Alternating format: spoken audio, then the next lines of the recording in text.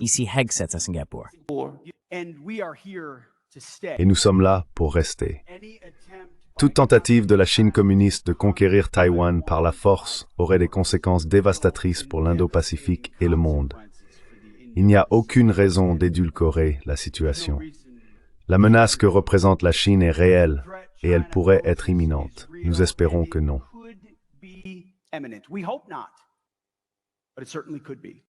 Mais cela pourrait certainement être un discours important. Il va même jusqu'à dire que si le commandant en chef lui demandait ou demandait au département de la Défense de mener une guerre militaire pour Taïwan, il le ferait et il gagnerait. Donnez-moi votre avis là-dessus.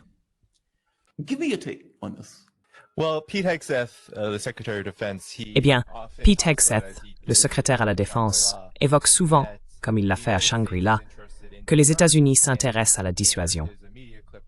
Il existe également un extrait médiatique qui a circulé, datant du début de l'administration Trump, où il déclare littéralement que pour obtenir la paix, il faut se préparer à la guerre. Ainsi, Pete Hegseth a clairement affirmé que les États-Unis se préparent effectivement à la guerre, mais sur la base de l'hypothèse que la Chine est sur le point d'envahir Taïwan. Il faut comprendre que la Chine se prépare également à la guerre.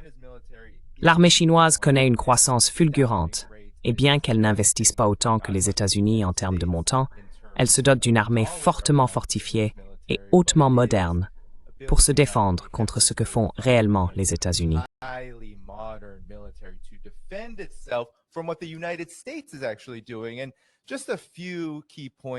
Et voici quelques points clés sur ce que font réellement les États-Unis, à savoir provoquer la Chine à renforcer et augmenter ses dépenses de défense et à construire ce système militaire moderne.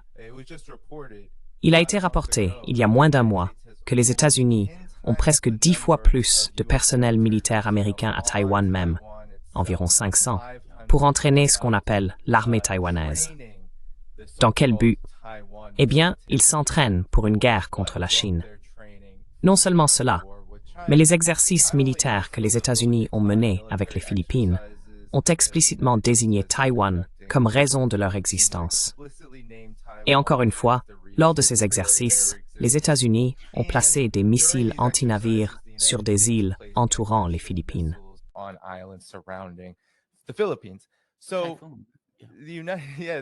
Ainsi, les États-Unis se préparent à une guerre avec la Chine, mais c'est une mission incroyablement, absolument, stupéfiamment suicidaire.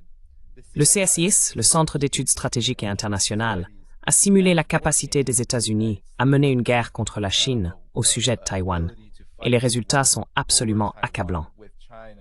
L'un des points clés que tu as abordé, Jamal, c'est que la capacité militaro-industrielle des États-Unis est en réalité assez faible. Nous l'avons vu avec l'Ukraine.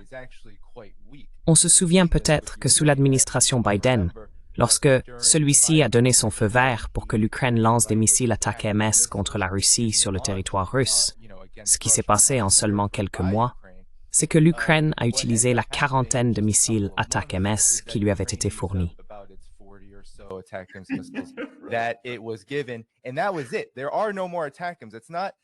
Et c'est tout. Il n'y a plus d'ATACMS. Ce n'est pas l'administration Trump qui coupe actuellement l'approvisionnement en missiles ATACMS à l'Ukraine. C'est une politique délibérée, mais en réalité, il n'y a tout simplement plus de missiles ATACMS à fournir. Et c'est en fait un gros problème de manière générale pour l'armée américaine. Selon des rapports du CSIS, dans le cadre de ces jeux de guerre, si l'on prend par exemple les missiles anti-navires à longue portée qui viennent d'être déployés dans et autour des Philippines, visant Taïwan, les États-Unis n'en ont budgété qu'environ 88 dans l'ensemble de leur arsenal militaire. Le CSIS a déjà indiqué que si les États-Unis s'engageaient dans une guerre à propos de Taïwan contre la Chine, tous ces missiles seraient épuisés en l'espace de 2 semaines.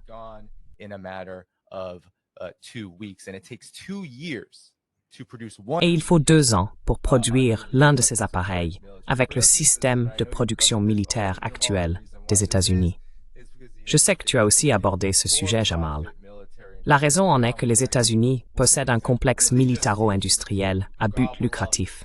qui cherche essentiellement à rafler tous les contrats possibles, tout en produisant le moins possible pour maintenir cet empire surmené et, honnêtement, dépassé.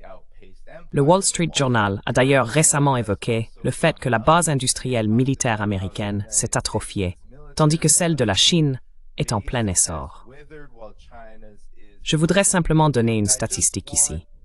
La Chine a construit plus de 2 fois plus de navires de guerre que les États-Unis depuis l'an 2000. Aujourd'hui, le nombre de navires militaires est tout simplement incomparable entre les États-Unis et la Chine.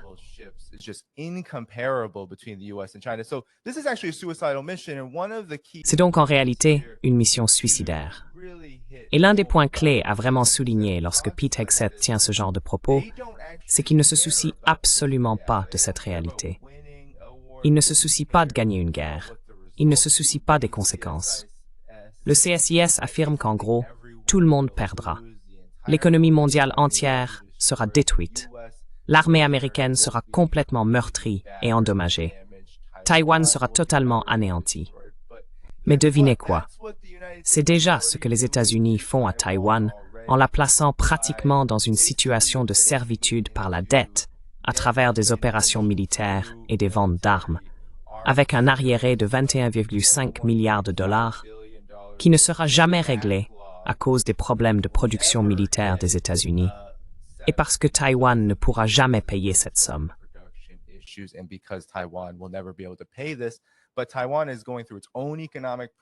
Mais Taïwan traverse ses propres problèmes économiques. Il y a des pénuries d'œufs, une forte inflation, et l'administration Trump essaie, à travers cette guerre des semi-conducteurs, de délocaliser la seule chose que Taïwan fait vraiment bien, à savoir la fabrication de semi-conducteurs avancés. Ils essayent de rapatrier cette production aux États-Unis.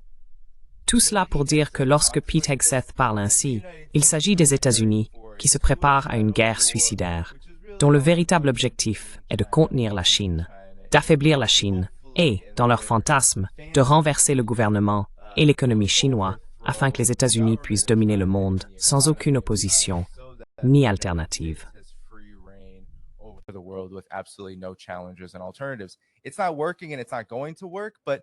Ça ne fonctionne pas et ça ne fonctionnera pas.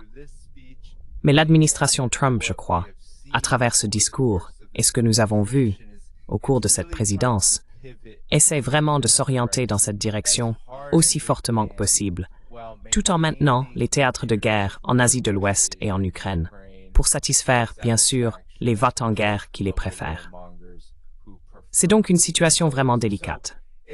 Je pense même que c'est une très mauvaise situation.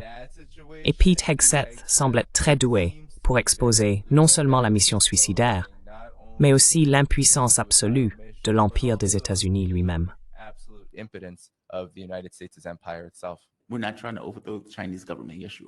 Nous n'essayons pas de renverser le gouvernement chinois. Si vous le faites, nous n'essayons pas d'encercler la Chine. Si vous le faites, nous n'essayons pas de provoquer la Chine. Si vous le faites.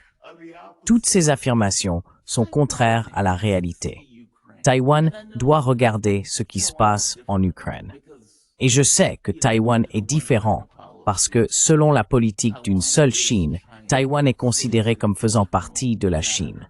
C'est donc une affaire interne, ce qui, encore une fois, la rend d'autant plus stupéfiante du point de vue chinois. Nous n'essayons pas d'arracher Hawaï aux États-Unis. Pourquoi vous mêlez-vous d'une affaire interne? Mais l'idée que les États-Unis agissent comme s'ils étaient prêts à faire la guerre pour Taïwan. Taïwan doit observer ce qui se passe actuellement en Ukraine.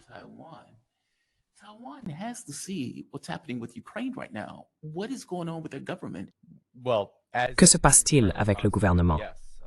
Eh bien, dans sa forme actuelle, oui, sous Lai Ching-te, l'administration du DPP, la soi-disant autorité dirigeante, est en réalité extrêmement radicale en matière de séparatisme. Cela a été un problème majeur pour la Chine, le continent, la République populaire de Chine.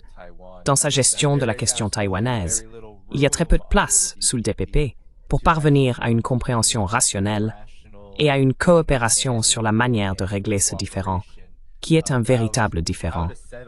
Il faut se rappeler qu'il ne s'agit en réalité pas de séparatisme ici, malgré ce que prétendent le DPP, Lai Ching-te et ce type de force. Le différend d'origine concernant Taïwan porte en fait sur la question de savoir quel est le gouvernement légitime de Taïwan et du gouvernement de la République de Chine sous Chiang Kai-shek.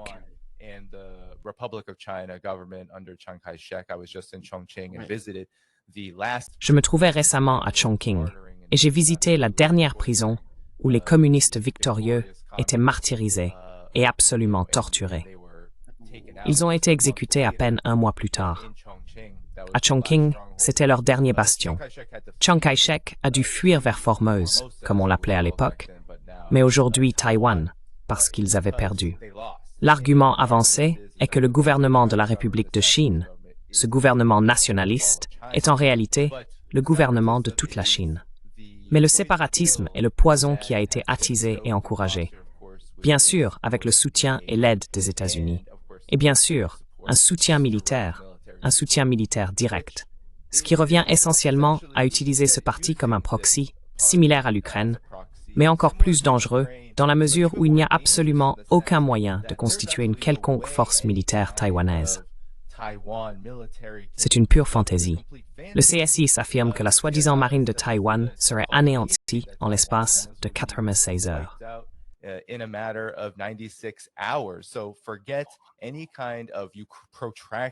Alors, oubliez toute idée d'un conflit prolongé en Ukraine lorsqu'il s'agit d'un conflit autour de Taïwan.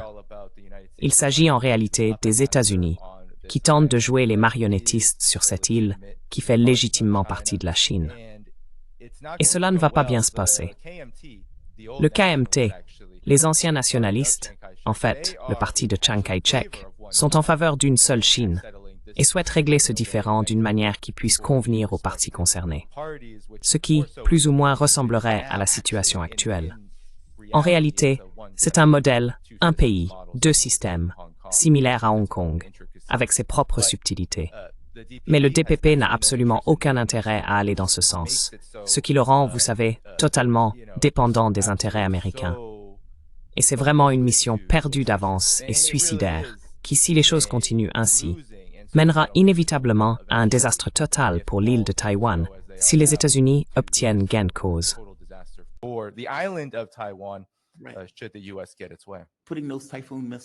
Installer ces missiles Typhoon aux Philippines, c'est encore une escalade radicale.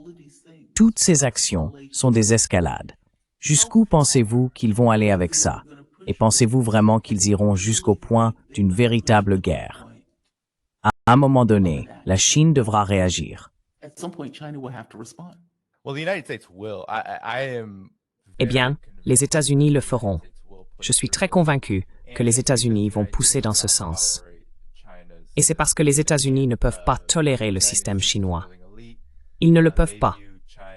L'élite dirigeante des États-Unis considère l'économie planifiée de la Chine, son économie socialiste de marché, peu importe comment on veut l'appeler. Vous savez, la Chine a plusieurs appellations, socialisme aux caractéristiques chinoises. Quel que soit le nom, c'est un système que l'élite dirigeante américaine veut absolument voir disparaître. Et donc, les États-Unis, leur direction, pas le peuple américain, mais le gouvernement, les administrations présidentielles, le Pentagone, les agences de renseignement, sont en train de s'exciter au plus haut point. Ils produisent des vidéos absolument ridicules pour essayer de, la CIA, recruter des responsables chinois d'une manière absolument hilarante.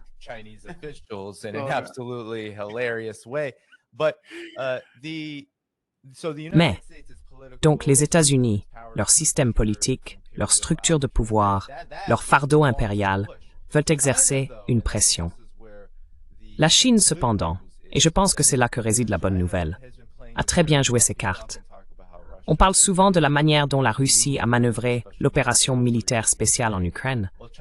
Eh bien, la Chine manœuvre les relations à travers le détroit depuis l'avènement de la Nouvelle Chine en 1949. Il faut se rappeler qu'il y a eu 2 crises du détroit de Taïwan au début de la Nouvelle Chine, après la Révolution chinoise d'octobre 1949, et que ces 2 crises étaient véritablement des théâtres de guerre, où les États-Unis ont effectivement menacé de larguer des bombes nucléaires sur la Chine.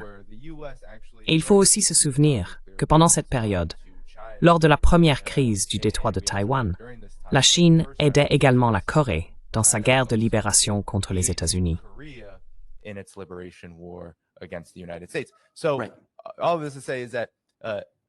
Tout cela revient à dire que la Chine manœuvre dans ce sens depuis très longtemps. La Chine est très ferme dans sa position, mais elle a aussi une politique de principe largement soutenue par le peuple chinois, à savoir qu'il n'y a aucun compromis possible sur le fait que Taïwan fait partie de la Chine et que tout sera fait en priorité pour garantir une réunification pacifique et une résolution pacifique de tout différend existant entre les autorités de Taïwan et le gouvernement de la République populaire de Chine, jusqu'au moment, bien sûr, où les États-Unis interviennent et attisent le séparatisme. C'est à ce moment-là que tout est remis en cause et que la guerre devient inévitable. La Chine l'a démontré à de nombreuses reprises, ce qui explique pourquoi le commandement Indo-Pacifique est aussi paniqué.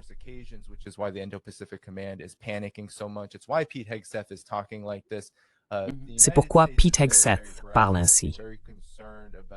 Les hauts gradés de l'armée américaine sont en réalité très préoccupés par ce que la Chine a pu démontrer lors de plusieurs exercices militaires qui ont eu lieu depuis les États-Unis ont commencé à envoyer des responsables américains. La plus célèbre étant Nancy Pelosi, en août 2022. Ces exercices militaires ont envoyé un message fort et clair aux hauts gradés de l'armée américaine. En quelques minutes, la Chine pourrait pratiquement imposer un blocus autour de l'île, et ce serait essentiellement, surtout sur le plan économique, la fin de tout ce que les États-Unis essaient de faire. Cela effraie donc les hauts gradés de l'armée américaine.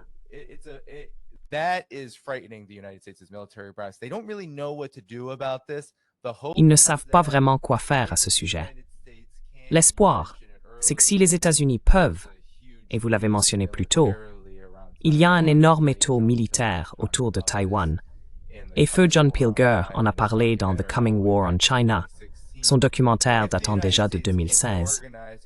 Si les États-Unis parviennent à organiser, et vous avez entendu Pete Hegseth le dire, si tous ces alliés peuvent faire ce que Pete Hegseth veut que l'Europe fasse pour l'Ukraine, si tous les pays d'Asie entourant la Chine peuvent se ruiner et investir pour renforcer leurs armées avec des armes américaines, un soutien logistique américain, et tout ce qui est nécessaire pour mener une guerre contre la Chine, alors cela donnera aux États-Unis l'avantage dont ils ont besoin.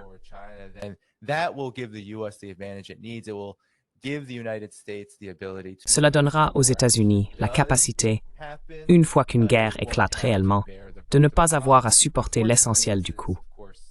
Malheureusement, ou heureusement, devrions-nous dire, c'est un jeu d'enfant, c'est une idée ridicule.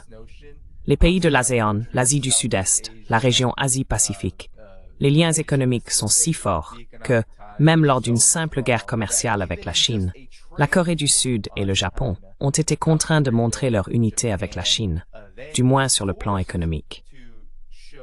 Même s'ils sont en désaccord et hostiles sur tous les autres fronts, ils ont dû venir et dire « Non, nous devons en fait renforcer nos liens avec la Chine, car si nous ne le faisons pas, nous sommes fichus et c'est fini pour nous. »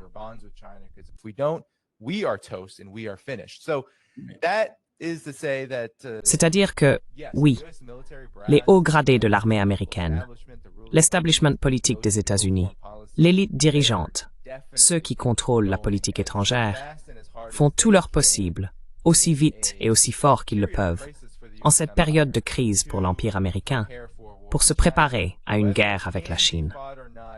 La question de savoir si cette guerre peut effectivement avoir lieu en est une autre.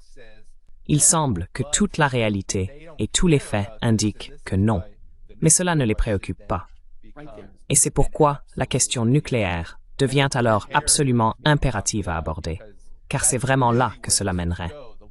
Les jeux de guerre, tout cela, ne sont probablement même pas pertinents ici, étant donné que, contrairement à la Russie, que les États-Unis ont pu utiliser comme un soi-disant pays souverain.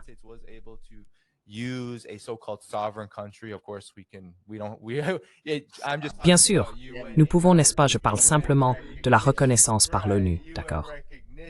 La reconnaissance par l'ONU. Mais nous savons que l'Ukraine est un proxy et une marionnette des États-Unis. Mais en termes purement internationaux, de droit international, de la Charte des Nations Unies, Oui, après la chute de l'Union soviétique, l'Ukraine est devenue un pays souverain, entre guillemets. Ainsi, les États-Unis avaient beaucoup plus de leviers, beaucoup plus de capacités à faire ce qu'ils ont fait avec l'Ukraine qu'ils n'en ont avec la Chine. Mais cela ne veut pas dire que nous n'assistons pas à la mise en place d'un mécanisme susceptible de déclencher un conflit nucléaire entre les États-Unis et la Chine.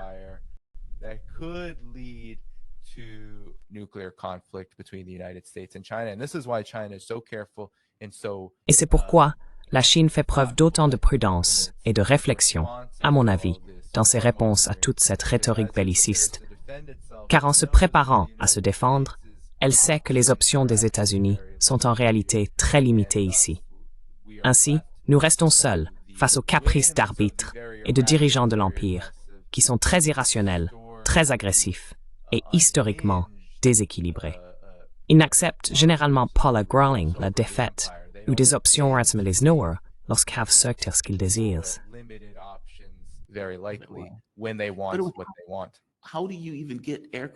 Comment peut-on même faire entrer des porte-avions dans les eaux chinoises sans qu'ils soient détruits par la Chine, même si la Chine ne met pas un seul bateau à l'eau? Rien que l'idée que des missiles hypersoniques puissent les anéantir avant même qu'ils ne s'approchent. Je ne vois pas comment cela pourrait fonctionner, à moins d'une sorte de guerre nucléaire.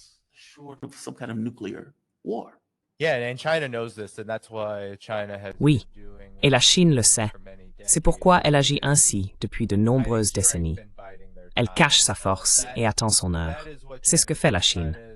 La Chine se concentre principalement sur cela, tout en construisant une armée moderne.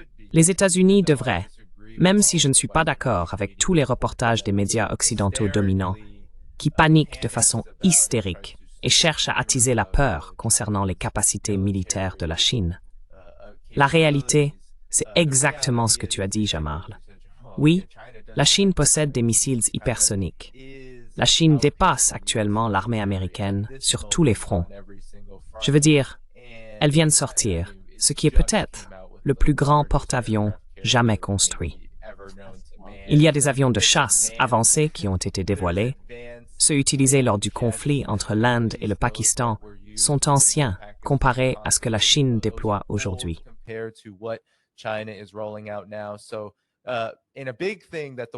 Un point important que le Wall Street Journal aborde dans son dernier article sur l'écart croissant entre l'armée américaine et l'armée chinoise, c'est que cela ne concerne pas uniquement les armes militaires. Les gens se focalisent beaucoup sur les comparaisons d'armement, mais il s'agit en réalité de l'ensemble du processus de production. Par exemple, en ce qui concerne les ouvriers industriels, les États-Unis en comptent environ 17 millions, tandis que la Chine en a plus de 160 millions. On parle donc d'une capacité de la Chine à, dans un processus très rapide, comme on l'a vu pendant le Covid, avec la construction d'un hôpital en une semaine, et avec le développement rapide de sa base technologique et de ses technologies avancées. La Chine a la capacité, lorsqu'elle est acculée, lorsqu'elle se sent menacée, de réorienter immédiatement son économie selon ses propres besoins. Et c'est pour cela que la guerre commerciale a échoué, parce que la Chine peut très rapidement trouver d'autres partenaires pour acheter ses produits. C'est aussi pour cela que la guerre technologique a échoué, car la Chine peut facilement compter sur elle-même si nécessaire. Bien sûr, il peut y avoir des problèmes initiaux, mais nous avons déjà vu la Chine faire progresser sa production de puces à un niveau si impressionnant en si peu de temps que Huawei construit désormais des voitures intelligentes et des voitures 5G capables de se conduire elles-mêmes. C'est parce que toutes ces mesures finissent par se retourner contre leurs auteurs. Les menaces militaires, l'agression et les tentatives de contenir la Chine se retournent également contre leurs initiateurs. Et oui, cela ne peut mener qu'à une guerre nucléaire. La Chine fait donc tout ce qu'elle peut pour éviter cela. Elle joue un jeu très différent. Elle essaie de construire le monde qu'elle souhaite voir, mais aussi, on peut le dire, que la grande majorité du monde souhaite voir un ordre mondial plus juste et équitable qui donne la priorité au développement. Elle privilégie le multilatéralisme, la multipolarité, plutôt que la domination unipolaire. La domination TISCAS, l'agression militaire.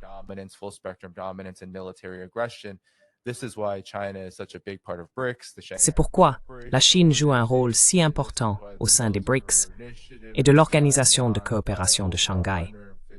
C'est pourquoi l'initiative La ceinture et la route a été signée par plus de 150 pays, avec plus de 1000 milliards de dollars investis dans le développement des infrastructures.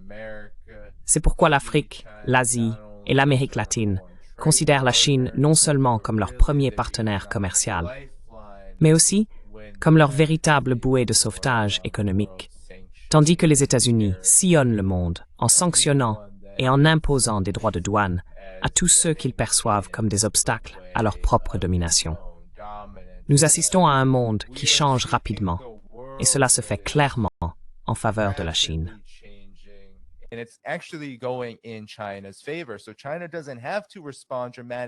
Donc, la Chine n'a pas encore besoin de réagir de manière spectaculaire.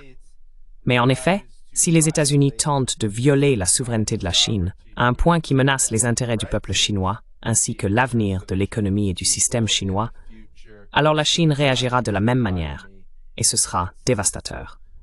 Et cela pourrait très bien mener exactement à ce dont tu as peur, Jamal, et à ce dont beaucoup de gens, je pense, commencent à avoir de plus en plus peur ici et dans le monde entier, à savoir la guerre nucléaire. Nous sommes en train de nous dévorer nous-mêmes. Cannibale, cannibale, cannibale, merci. Nous sommes en train de nous autodétruire, alors qu'en Chine, leur philosophie semble différente. Le rapport qualité-prix semble y être présent d'une manière qui n'existe pas aux États-Unis.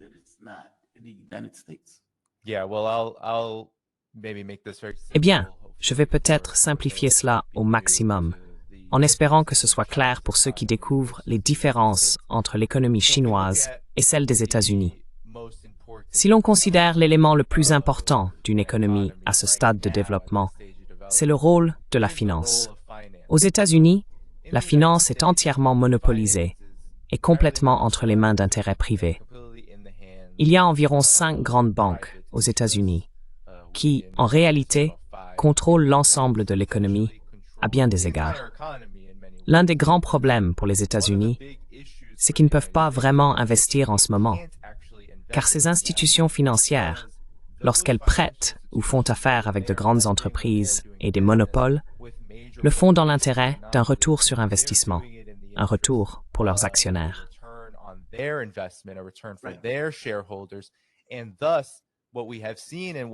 Ainsi, ce que nous avons constaté, et ce dont des économistes comme Michael Hudson ont parlé, c'est cette énorme prolifération de la dette.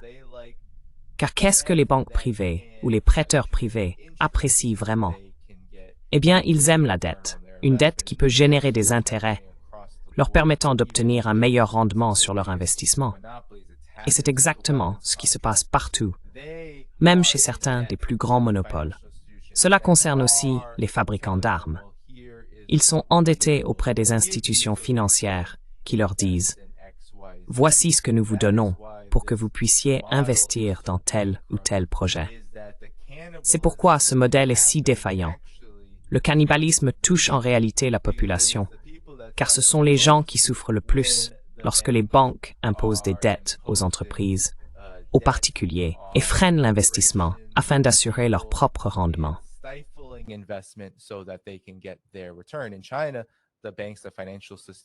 En Chine, les banques, le système financier, sont presque entièrement, voire totalement, détenus par l'État. C'est public. Il n'existe pas en Chine de 5 grandes banques privées fonctionnant selon le principe du profit. Leurs banques fonctionnent selon un autre principe. Comment planifier l'économie et investir financièrement dans ce que le gouvernement considère comme des priorités majeures. On peut le constater dans les rapports du CSIS.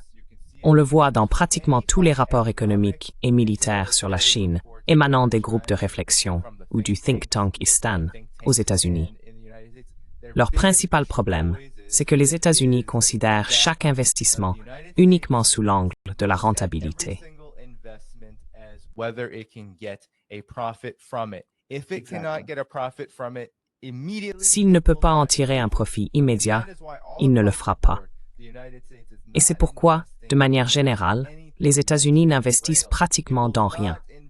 Vous avez mentionné le rail. Ils n'investiront pas davantage dans le rail parce que les entreprises américaines et leurs banques, qui contrôlent essentiellement l'investissement, disent « Eh bien, si nous faisons cela, nous allons fonctionner à perte pendant X années. » Et cela est inacceptable. Alors qu'en Chine, les banques sont tout à fait disposées à imprimer de l'argent, à investir dans les infrastructures, puis à récupérer les bénéfices plus tard. Voilà la différence.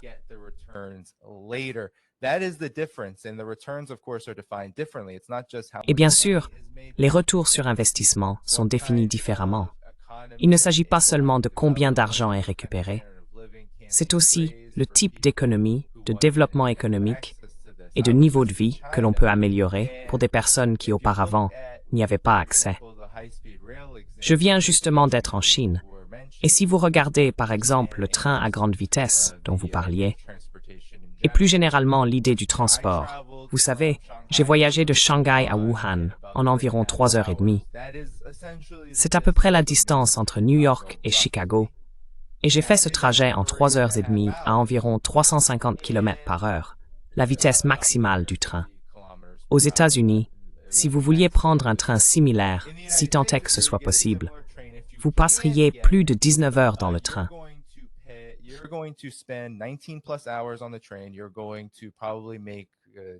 Vous allez probablement faire des dizaines et des dizaines d'arrêts. C'est en fait incroyable. Ce n'est pas une solution. Vous allez prendre l'avion. Et vous allez probablement payer, voyons voir, les billets en classe économique pour le train à grande vitesse en Chine, pour ce train en particulier. Et la plupart sont à peu près au même prix selon la région, environ 50 $ américains. Mais si vous prenez un train sur une distance équivalente aux États-Unis, vous allez probablement payer 3 ou 4 fois plus cher pour un trajet bien plus lent. En réalité, un trajet ingérable. Voilà la différence. La Chine a investi dans les infrastructures parce qu'elle a conservé les secteurs stratégiques de l'économie, ceux qui sont les plus essentiels au développement et à la capacité de planifier et d'organiser l'économie dans l'intérêt de la direction que l'on souhaite lui donner.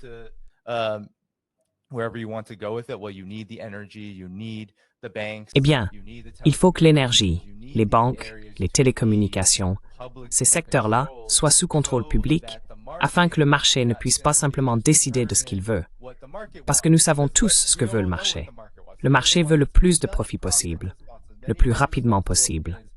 Et cela conduit toujours, bien sûr, à des déséquilibres, à l'inégalité, et au problème que nous voyons aujourd'hui atteindre un point culminant aux États-Unis, un véritable sommet, à savoir la stagnation économique et bien sûr le mécontentement et l'appauvrissement massif de la majorité de la population américaine. C'est là toute la différence.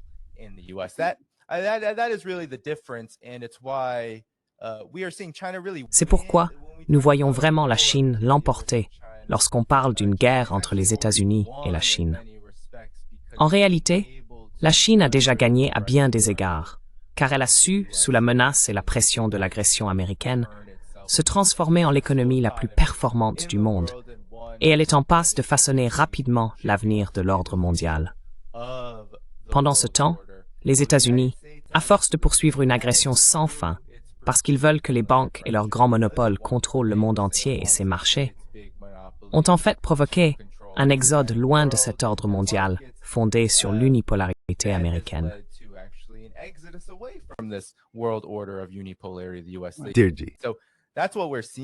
C'est donc ce que nous observons à grande échelle. Et c'est une voie, je pense, une trajectoire, que l'on peut s'attendre à voir se poursuivre. Cela, bien sûr, jusqu'à ce que le peuple des États-Unis décide et choisisse de vouloir un autre type de destin pour lui-même.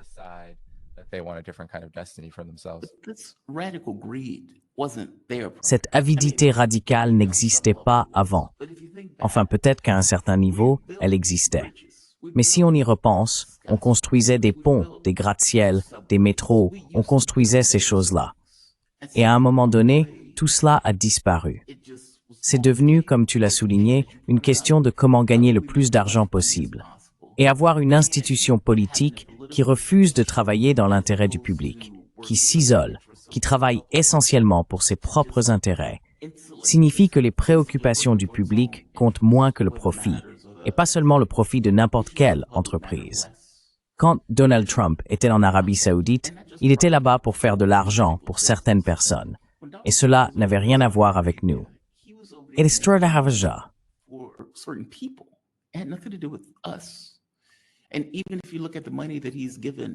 Et même si vous regardez l'argent qu'il a donné aux républicains, c'est 5 000 milliards de dollars, c'est 20 000 milliards de dollars de dettes dont il parle. Nous avons déjà 36 000 milliards de dollars de dettes. Et il sabre les services pour faire cela. C'est stupéfiant. Cela signifie qu'il y a une corruption dans le fonctionnement de notre société, d'une manière qui ne semble pas être le cas en Chine. Ils ont une direction compétente. Nous avons eu Joe Biden qui avait perdu la tête. Nous avons maintenant Donald Trump qui a perdu la tête. Donald Trump était déjà là avant et il avait perdu la tête. Kamala Harris n'était pas un choix viable. Donc notre système politique ne produit même pas de dirigeants compétents. Pensez-vous que c'est un problème systémique?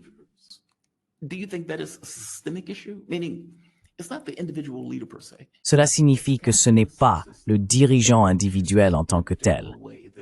C'est un système capitaliste qui fonctionne d'une certaine manière, et au fil du temps, ils sont devenus plus efficaces, disons, pour extraire du profit de ce système, même en utilisant la branche politique à cette fin. Alors qu'en Chine, c'est un système communiste qui exploite effectivement un système capitaliste, c'est-à-dire qu'ils tiennent le chien en laisse et le montent afin d'en tirer le maximum de profit. Mais le contrôle public civil reste prioritaire, alors qu'aux États-Unis, ce n'est pas vraiment le cas. C'est purement orienté vers le profit, et cela semble insoutenable comme mode de gestion des affaires politiques du pays.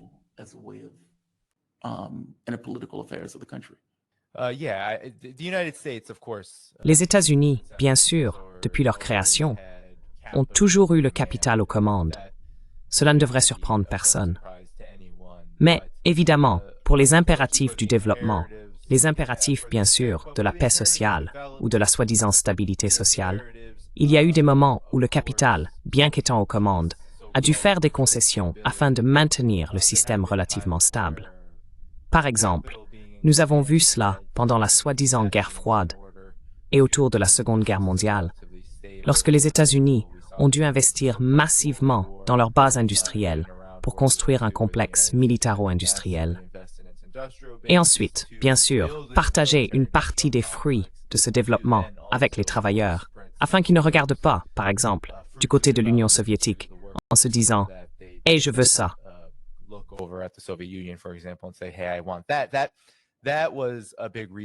C'était une grande raison de cette soi-disant âge d'or dont Donald Trump parle. Il ne précise pas vraiment, eh bien, quel était le véritable âge d'or. Et soyons honnêtes, l'époque de William McKinley et des soi-disant barons voleurs et tout cela, ce n'était vraiment pas un âge d'or. Je veux dire, c'était la période des lois Jim Crow. On ne parle pas vraiment. Bien sûr, c'était l'avènement, oui, à cette époque-là, de l'industrie américaine, qui a conduit les États-Unis à devenir la puissance industrielle et la puissance du capital et du capitalisme. Donc, tu penses que c'était l'Union soviétique? C'est ce que tu sembles dire.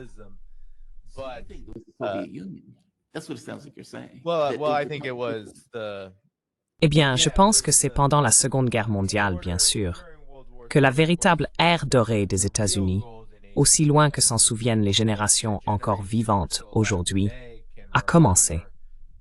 Cela a débuté parce que les États-Unis, évidemment, ont organisé les célébrations du jour de la victoire, le 11 mai. Et beaucoup de gens tiennent beaucoup à célébrer cet événement. Et je pense, oui, qu'il est positif que beaucoup plus de personnes comprennent les sacrifices de l'Union soviétique à cette époque. Mais il faut aussi comprendre que les États-Unis ont tout fait pour rester en dehors de cette guerre afin de sortir de leur propre crise économique prolongée, qui menaçait de faire sombrer le capitalisme américain dans son ensemble.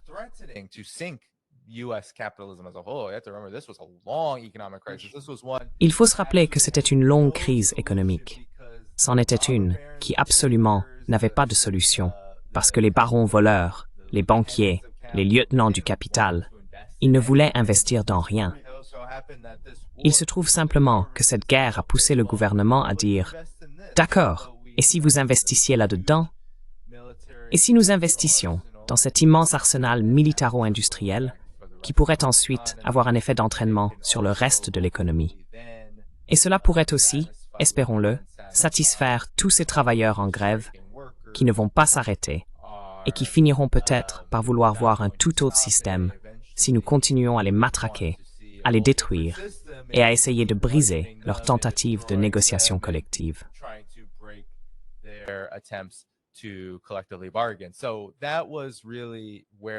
C'est donc de là qu'est venu l'âge d'or, de cette double crise, une récession ou une dépression, et la résistance à celle-ci, en plus d'une guerre.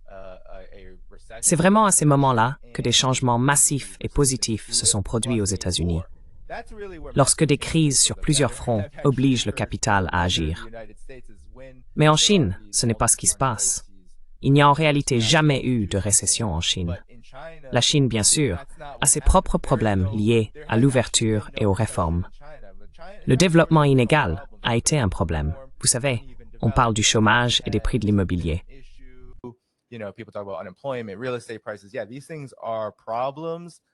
Oui, ces problèmes sont en partie des problèmes liés au marché, mais aussi des déséquilibres généraux au sein d'un pays et d'une économie encore en développement. Cependant, la Chine ne subit pas les ondes de choc que connaissent les économies capitalistes. Vous ne pouvez pas citer une période, même pas 2008. C'est la Chine qui a sauvé les États-Unis en 2008, lors de cette crise économique. Vous ne pouvez pas citer une période depuis 1949 où une crise économique comme la Grande Dépression a frappé la Chine. Bien sûr, on peut citer d'autres crises. Le grand bond en avant et la révolution culturelle ont été des crises différentes pour la Chine, qui ont pu avoir des impacts négatifs temporaires sur l'économie dans son ensemble.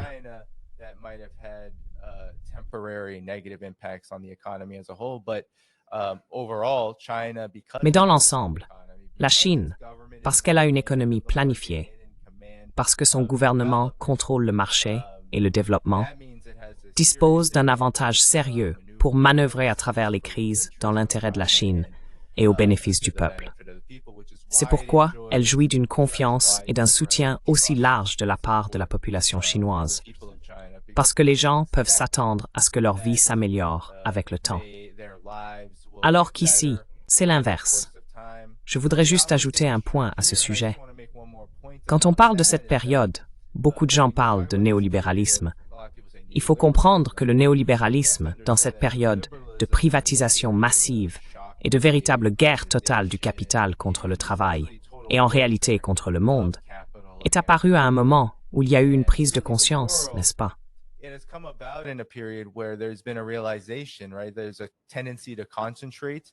Il existe une tendance à la concentration lorsque le capitalisme est aux commandes, une tendance à la monopolisation. Il y a ensuite une tendance à rechercher la maximisation du profit à tout prix. Et ces facteurs réunis ont conduit, oui, à une période où, comme je l'ai dit auparavant, l'investissement est perçu comme un coût, mais avec la maximisation du profit, qui en ce moment n'a vraiment aucune limite, cela signifie que le capital lui-même cherche, comme vous l'avez dit, à tout engloutir, à tout cannibaliser, sauf lui-même. Cependant, la tendance du capital est en réalité de monopoliser, donc ça se produit de toute façon. Voilà donc la situation. D'un côté, vous avez une concentration croissante de la richesse et du capital, et de l'autre, bien sûr, tous les problèmes qui en découlent et explosent aux États-Unis et en réalité dans le monde entier.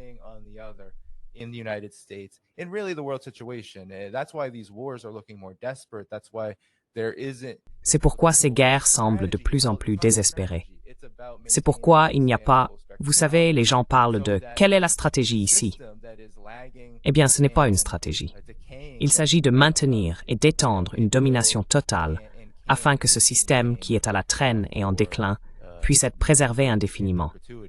C'est de cela qu'il s'agissait dans le récit de la fin de l'histoire de Francis Fukuyama. C'était « Voilà, c'est tout ». Et il ne reste rien d'autre que le capitalisme dirigé par les États-Unis. Et tout sera fait pour que cela reste la réalité. Malgré le fait que l'ensemble du monde, vraiment, le monde qui, à mon avis, compte le plus en ce qui concerne l'avenir de l'humanité, dit actuellement tout autre chose.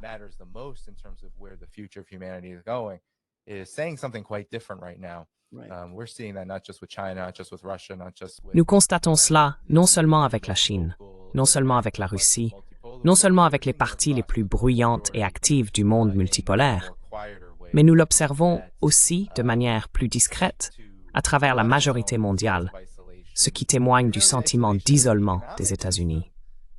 Et en réalité, de l'isolement d'un système économique qui ne peut compter que sur les formes les plus grossières et inhumaines de répression et de contrôle social, c'est-à-dire regarder Gaza, pour se maintenir. Et c'est ce que nous continuerons à voir.